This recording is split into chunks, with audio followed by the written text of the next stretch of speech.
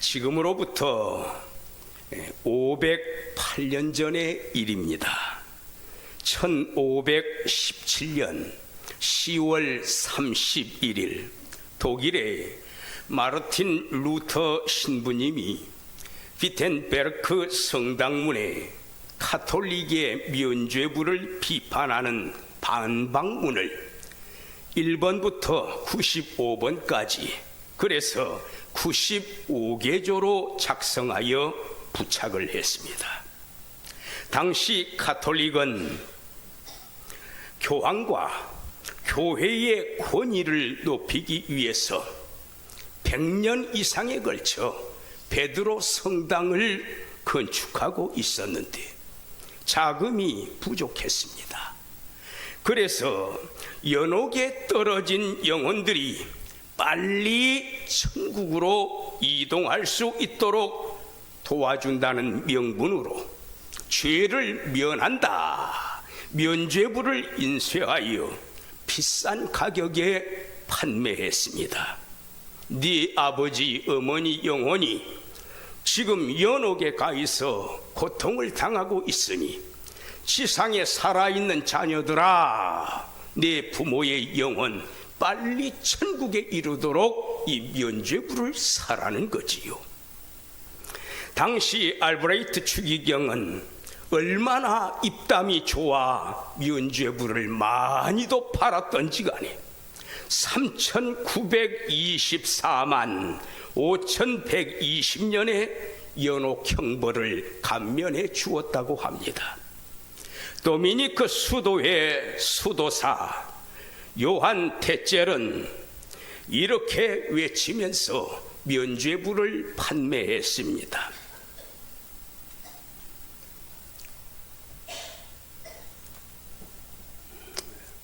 안 넘어가네요. 자, as soon as the coin in the cup rings, the soul from purgatory springs. 동전 괴짝에 면죄부를 사면서 돈을 낼 거 아닙니까? 동전인데 동전 괴짝에 동전 떨어지는 소리가 쨍그렁 소리를 내며 울리는 그 순간에 연옥에 있던 영혼이 천국으로 튀어오른다. 동네를 방문하면서 거리거리 외치며 선전을 했습니다.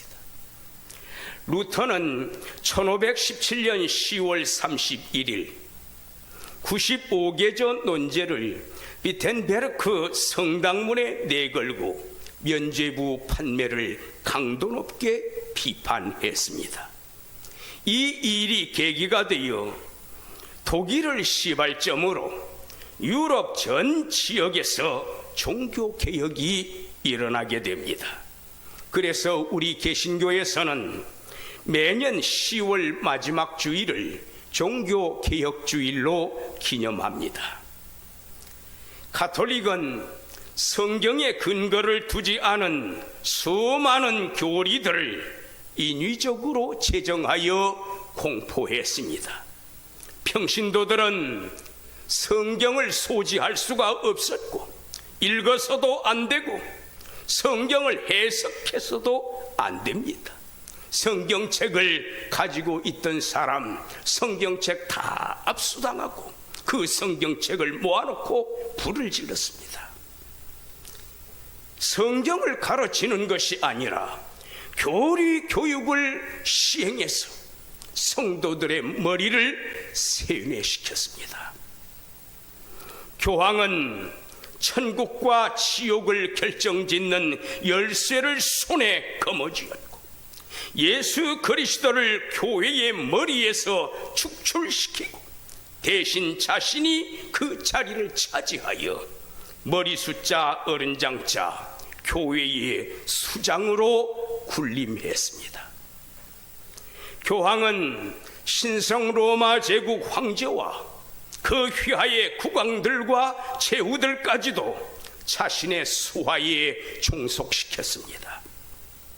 각 나라들로부터 도에 지나칠 정도로 많은 조공을 받아주고 막대한 세금을 거둬들여 교황청에 부를 축적했습니다.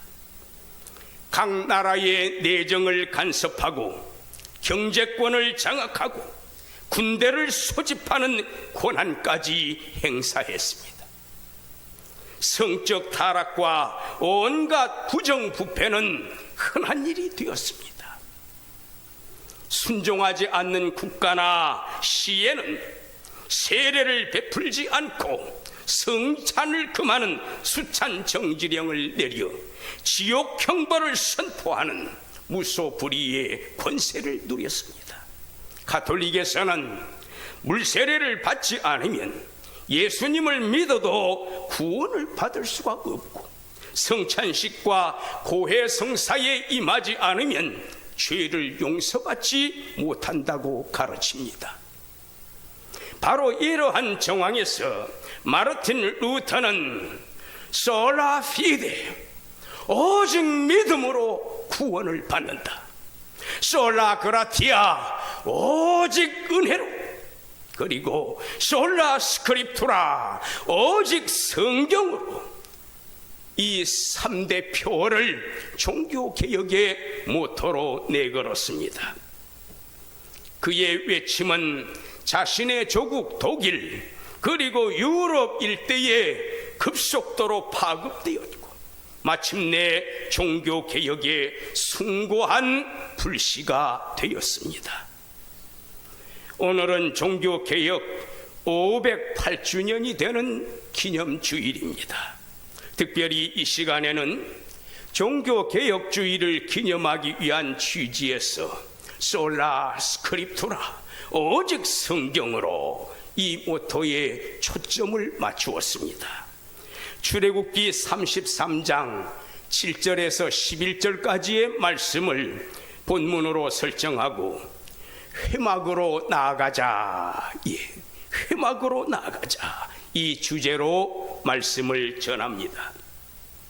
본문 7절 후반부에 보면 여호와를 앙모하는 자는 회막으로 나아가며, 8절 후반부에는 회막에 들어가기까지, 9절 상반부에는 회막에 들어갈 때에, 11절 후반부에는 회막을 떠나지 아니하니라, 이런 문구들이 기록되어 있습니다. 오늘 말씀은 대지 구분 없이 전합니다. 말씀을 잘 경청하시고, 우리 하나님께서 이 종교개혁주일에 이 본문을 통해서 나에게 주시는 메시지가 무엇인가 마음판에 깊이 아로새기십시다. 본문 7절에 보면은 이 성막을 가리켜 회막이라고 칭했습니다. 자, 왜 회막이라고 했는가? 우리 7절 말씀 다 같이 받들어 읽겠습니다. 모세가 항상 장막을 취하여 진 밖에 쳐서 진과 멀리 떠나게 하고 회막이라 이름하니, 여호와를 앙모하는 자는 다 진 바깥 회막으로 나아가며, 이 장막을 취해가지고, 여기에 장막이 회막이에요. 이 장막을 취해서 진 바깥에, 이 진은 이스라엘 백성들이 장막을 펼쳐놓고 그 안에 들어가서 살고 있는 가정집이라고 생각하시면 됩니다. 이 진 밖에 멀리 떨어져서 회막을 따로 설치했다. 회막은 하나님께서 임재하신 너무나 거룩한 장소이기 때문에 사람들이 함부로 접근하거나 침범하지 못하도록 이들이 살고 있는 처소와 상당한 거리를 두고 아예 진 바깥에 설치를 해놨습니다. 우리가 익히 들었듯이 모세 당시에는 이스라엘 백성들이 광야에서 살았습니다. 그 광야에는 풀도 없고 물도 없고, 그래서 도저히 농사를 지을 수 없는 사막지대였습니다. 이스라엘 백성들이 비록 애굽에서 종살이의 해방은 받았지만은 가나안 땅에 들어가기까지 그 뜨거운 광야에서 무려 40년 동안이나 나그네의 삶을 살아야 했습니다. 40년 동안 가나안을 향해서 행진하다 또 멈추고 또다시 행진하다 멈추고 이 과정을 수없이 반복했기 때문에 성전 건물도 지을 수가 없는 형편이었습니다. 그래서 광야 생활 당시에는 임시방편으로 성전 건물을 짓지 못하니까 이 이동식 회막이 성전을 대신했던 것입니다. 하나님께서 떠나라 하시면 성전을 다 분해해가지고 회막을 분해해가지고 짊어지거나 수레에 싣고 옮기고 여기에 머물러라 그러면 다시 다 회막 재료들을 끌어내어서 조립을 해가지고 회막을 만들었습니다. 40년 동안 반복된 작업이었습니다. 다른 말로는 성막이라고도 하고 증거막이라고도 하는데 아무래도 혼란스러우실 것 같아서 이 시간에는 본문에 있는 용어 그대로 회막이라는 단어로 통일하겠습니다. 영어 성경에서는 이 회막을 번역할 때 The Tent of Meeting, 모임을 갖는 막이라, 모임을 갖는 막이라고 번역을 했습니다. 다시 말해서 회막이라고 하는 것은 하나님께서 찾아오시고 또 백성들이 회막으로 나아가서 하나님과 백성들이 서로 만나 모임을 갖는 장소다. 그래서 만날 회자 또 망막자를 써서 회막이라고 번역을 했습니다. 자, 이제 9절 말씀 보십시다. 다 같이 받들어 읽겠습니다. 모세가 회막에 들어갈 때에 구름 기둥이 내려 회막문에 서며 여호와께서 모세와 말씀하시니, 예, 모세가 회막에 들어갑니다. 하나님께서 부르신 겁니다. 모세야, 회막으로 들어오너라. 이때에 어떤 현상이 나타나는고 하면은 낮에는 구름 기둥이고 밤에는 불 기둥입니다. 그 구름 기둥이 낮게 깔려서 회막문 앞에 들이오는 겁니다. 하나님께서 내려오셨다. 하나님께서 회막에 내려오셔서 모세 선지자와 만남을 가지신다. 회합을 가지신다. 하나님의 임재를 상징합니다. 자, 하나님께서 왜 회막으로 내려오셨습니까? 그 다음 문장을 보시기 바랍니다. 여호와께서 모세와 뭐 하십니까? 말씀하시니, 예. 그 높으신 하나님께서 낮고 낮은 우리 인간에게 찾아오셔서 친히 내려오셔서 만나주시고 말씀을 주시는 장소가 바로 이 회막이라는 곳입니다. 계속해서 11절 상반부 말씀을 보시기 바랍니다. 이번에는 제가 읽겠습니다. 사람이 자기의 친구와 이야기함 같이 여호와께서는 모세와 대면하여 말씀하시며, 자, 사람이 자기 친구와 대화를 나누듯이 하나님께서는 모세를 벗으로 삼으시고 다정하게 말씀해 주십니다. 어디에서 그렇게 했습니까? 회막에서. 회막이라고 했지요.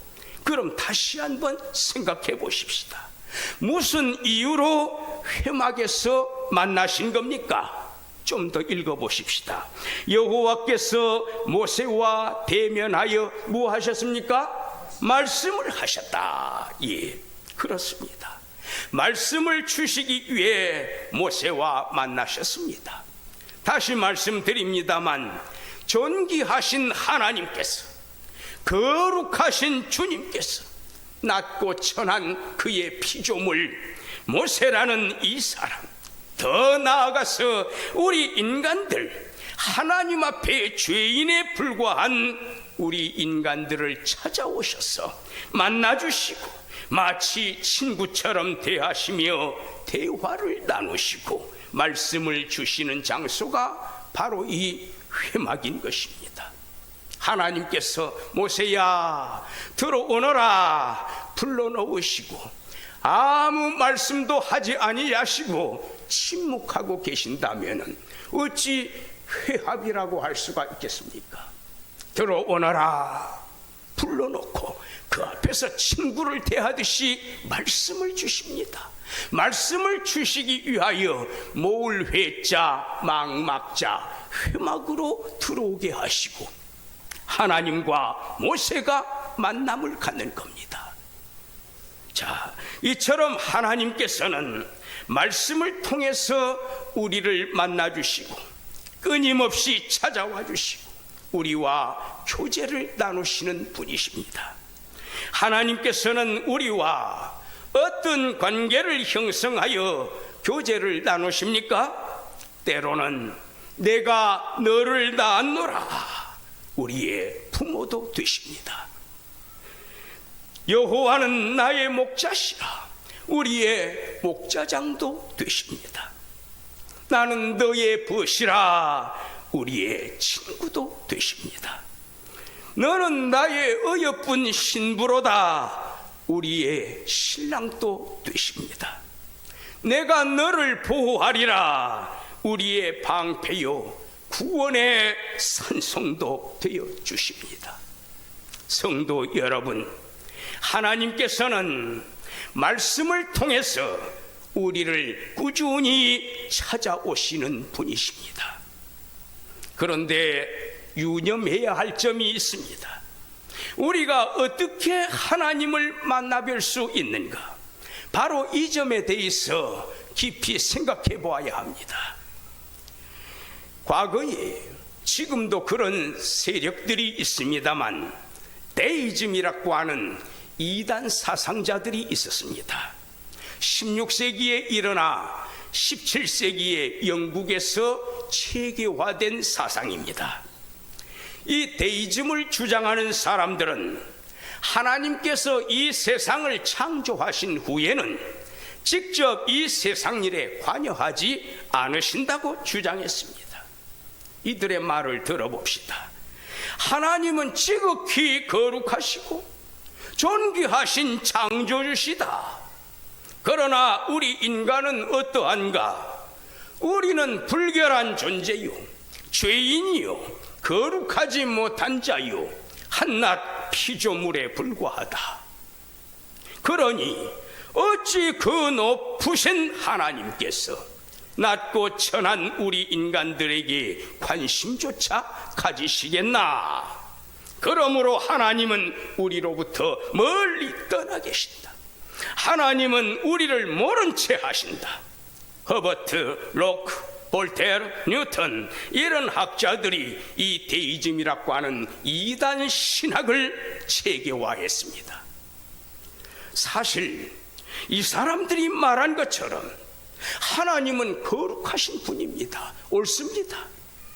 세상 만물을 지으신 창조주 하나님이십니다. 하늘 보좌에 앉아 계시는 영화로운 왕 중의 왕이십니다. 이는 분명한 사실이고 지극히 옳은 말씀입니다. 솔로몬은 열왕기상 8장 27절에 예루살렘 성전 낙성식에서 이렇게 기도했습니다. 하늘과 하늘들의 하늘이라도 주를 용납하지 못하겠거늘 하물며 내가 건축한 이 성전이 오리이까. 그는 하나님의 장엄하신 영광 앞에 마치 죽은 자처럼 엎드렸습니다. 창세기 18장 27절에 보면 아브라함은 소돔성을 찾아오신 하나님 앞에 부복하면서 자신을 가리켜 이렇게 고백했습니다. 나는 티끌이나 재와 같사오니 감히 죽게 아뢰나이다.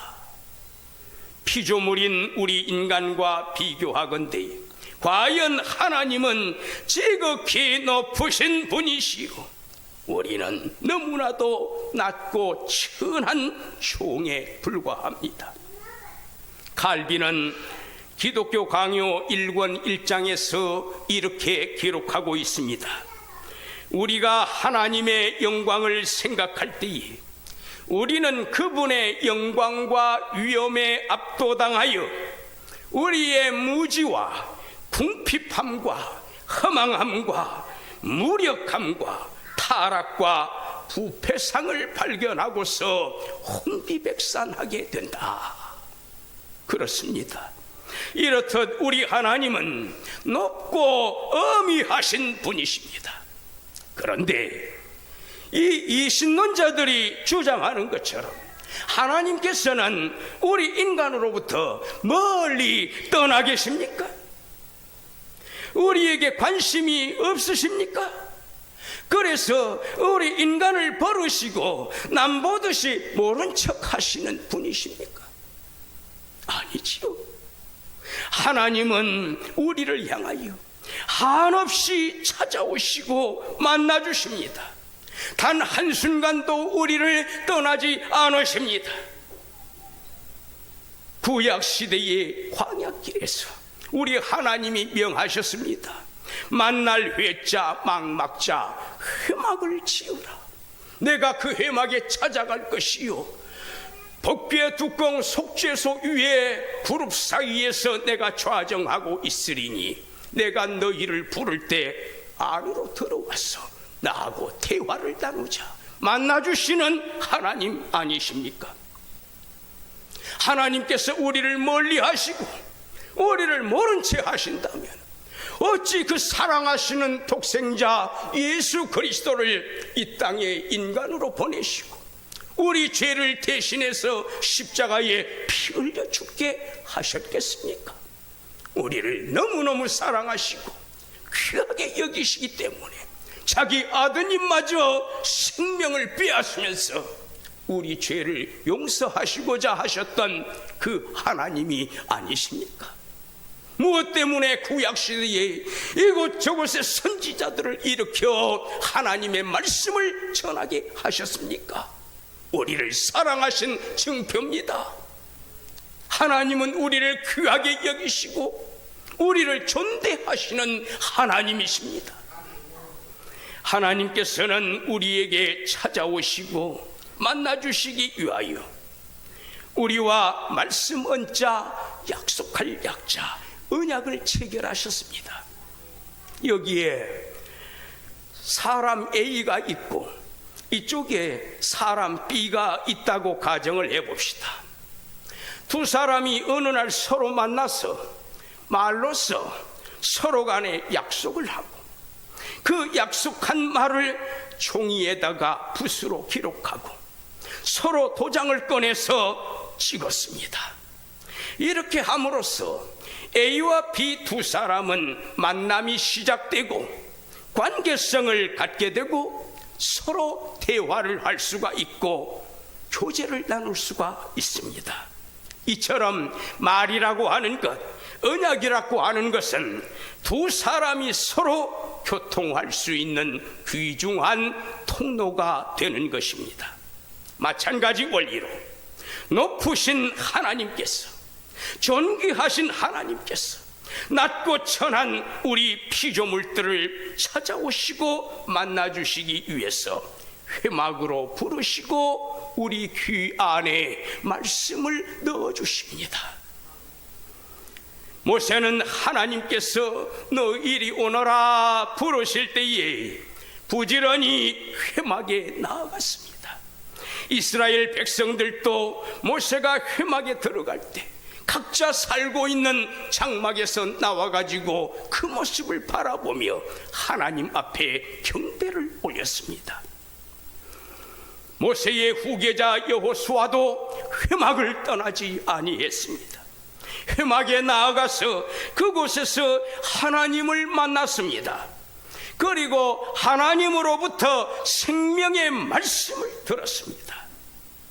이번에는 우리 조상 아담을 생각해 보십시다. 하나님께서 태초에 우리 조상 아담을 지으시고 그 높으신 분이 한낱 피조물에 불과한 흙덩이로 빚어 만든 아담을 마치 친구처럼, 자기 자식처럼, 목자에게 속해 있는 양처럼 대하시기 위하여 끊임없이 찾아오시기를 원하셨습니다. 그래서 아담과 언약을 체결하신 겁니다. 언약서, 계약서를 기록하면 하나님도 그 계약을 지켜야 하고 아담도 그 계약을 지켜야 합니다. 계약서는, 언약서는, 말씀이라고 하는 것은 하나님과 우리가 만날 수 있는 통로가 된다는 말입니다. 창세기 2장 17절에 보면 말씀 언자, 약속할 약자, 언약의 말씀이자 우리 인간이 지켜야 할 최초의 율법, 최초의 말씀을 주셨습니다. 선악을 알게 하는 나무의 실과는 먹지 말라.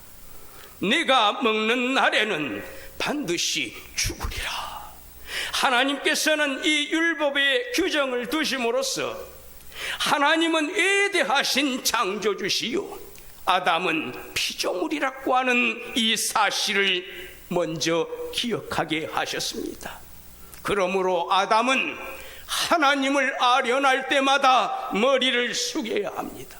그 말씀을 청종할 줄 알아야 합니다. 종의 위치인 것입니다.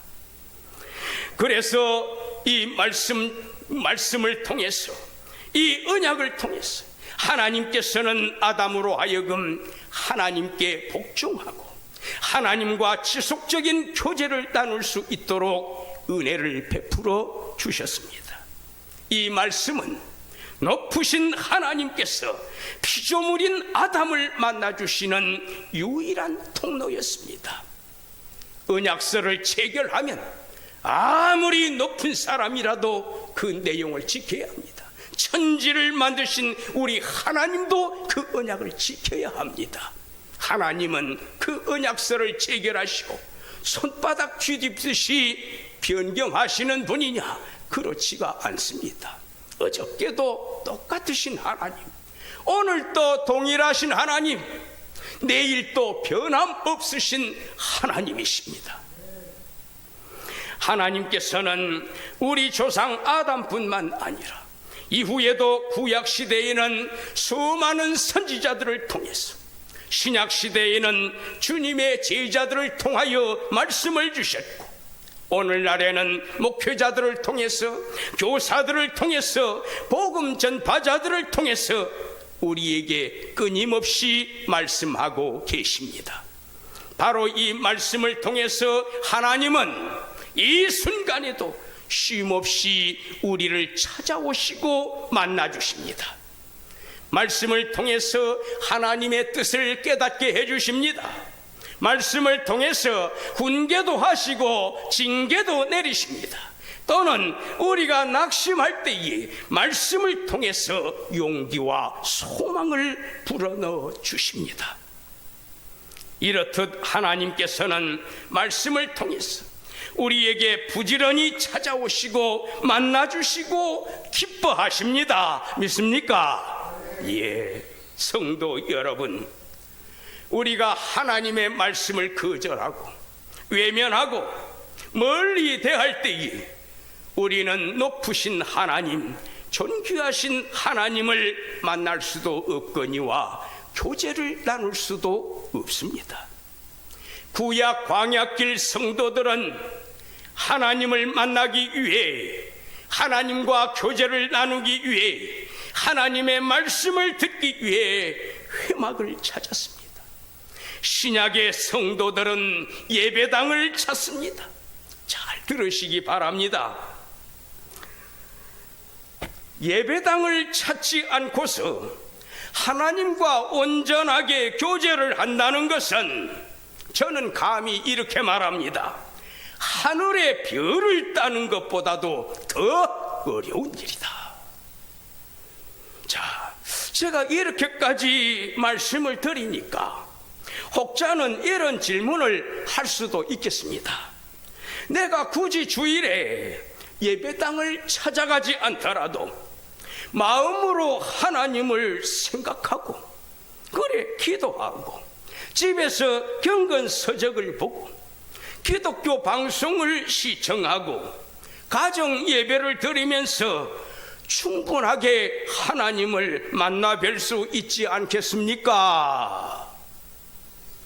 그런데 성도 여러분, 냉철하게 생각해 보시기 바랍니다. 주일을 성수하지 아니하고 신약의 회막인 교회당, 예배당을 찾지 아니하고 하나님과 친밀한 교제를 나눌 수가 있습니까? 내 심장을 울리는 말씀을 들을 수가 있습니까? 나로 하여금 통에 자복하도록 감동을 주는 말씀을 귀담아 들을 수가 있습니까? 공부해야 할 학생이 학교를 찾지 않는다면, 선생님으로부터 직접 가르침을 받지 않는다면 어찌 학업을 충실하게 감당할 수가 있겠습니까? 집에서 자기 딴에 아무리 책을 많이 읽고 참고 서적들을 보고 부지런히 연구한다 할지라도 학교에 나가 공부하지 않으면 제대로 된 학업 과정을 이수할 수가 없습니다. 왜냐하면 공동체 생활을 함으로써 여러 다른 사람들과 인격적인 교제를 나눌 수 있고 자기 자신의 정체성을 확립하며 책임의식과 사회성을 배울 수가 있기 때문입니다. 세상 학문도 그러하거든 하물며 신앙교육은 오죽하겠습니까?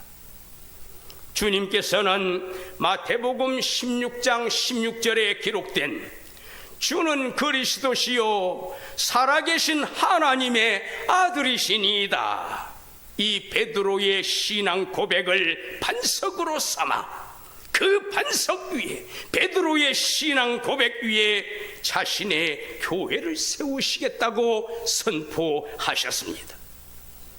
하나님께서는 교회라는 신앙 공동체를 만남의 장소, 만날 회자, 망막자, 회막으로 삼아 성도들을 불러 모으시고 또 하나님이 그곳에 찾아오시고 성도들을 만나 말씀을 주십니다. 하나님께서는 매개체를 통해서 역사합니다. 직접 육성을 들려주시지 않습니다. 목사님을 세우시고 교사를 세우시고 전파자를 세우시어서 가르침을 받게 하는 겁니다. 그것은 하나님이 목회자들에게, 교역자들에게, 전도자들에게 그 소임을 위탁하시어서 이 회막에 해당이 되는 예배당에서 말씀을 들려주는 겁니다. 마치 하나님께서 회당에 모세를 부르시고 친구처럼 대하시며 말씀을 주신 것과 똑같은 원리인 것입니다. 세우신 종들을 통하여 말씀을 선포하게 하시고 말씀을 가르치시고 합심하여 기도하게 하시고 찬송으로 화답하게 하시고 성도들이 인격적인 교제를 나누게 하시고 땅끝까지 힘을 합하여 복음을 전하게 하십니다. 이러한 생명력 넘치는 훈련과 양육 과정을 통하여 내 믿음을 굳건하게 세워주시고 주님의 존귀하신 영광을 만천하에 선포해 주십니다. 이 중차대한 소임을 맡아 행하는 신앙 공동체가 바로 오늘날의 교회인 것입니다. 믿습니까? 예. 그래서 우리 장로교를 세운 종교개혁자 칼빈은 기독교 강요 제4권 1장 1절에서 교회를 가리켜 어머니라고 불렀습니다. 그는 단호하게 말했습니다. 교회는 젖먹이 어린 아기를 양육하는 어머니와 같다. 어린 아기는 어머니의 품을 떠나면 살지 못하고 마침내 그 생명을 잃고 말 것이다.